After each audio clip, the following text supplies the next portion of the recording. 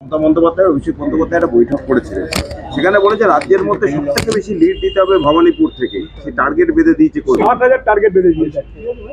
কি আশা করতেই পারেন ক্ষতি দিয়ে? উপনির্বাচন কিভাবে হয়েছে সবাই জানে। উপনির্বাচনের পরে তো লোকসভার ভোট হয়েছে, 58টা তো 58 নেই, 8,000-এ পৌঁছেছে। তারপরে তো 45,000 প্রথম গেছে ফার্স্ট রাউন্ডে, মানে ব্রেকফাস্টে। লাঞ্চে গেছে 2,000, 47,000।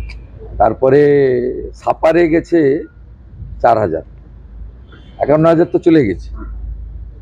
তৃণমূল বলছে ভবানীপুরের আদি বিজেপিরা তারা সব ভোট দেবে তৃণমূলে। শ্রমিক সুকান্ত এদের নিজেদের লড়াই আপনার সঙ্গে, সেই জন্য মানে যারা আদি রয়েছে তারা সবাই তৃণমূলে ভোট দেবে। বিজেপি একটাই, যেদিন থেকে যে বিজেপির সদস্যপদ গ্রহণ করে সেই বিজেপি।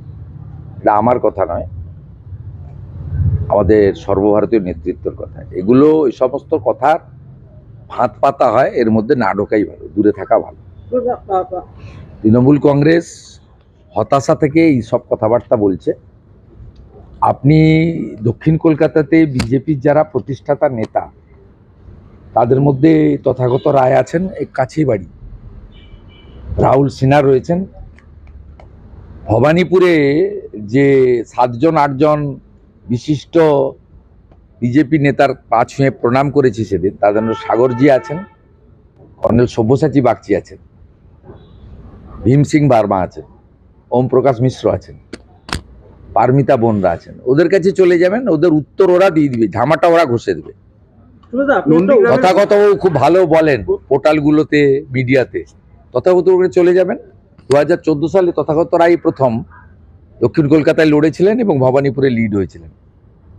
আমার পরম প্রার্থী আজকে তথাগত বাবু মেসেজ করেছেন, আমি এই বয়সেও তোমার জন্য ভবানীপুরে কিছু করতে চাই। কি করতে হবে বলো, কখন যেতে হবে বলো, আর কর্মসূচিগুলোকে আমাকে সূচনা দেবে।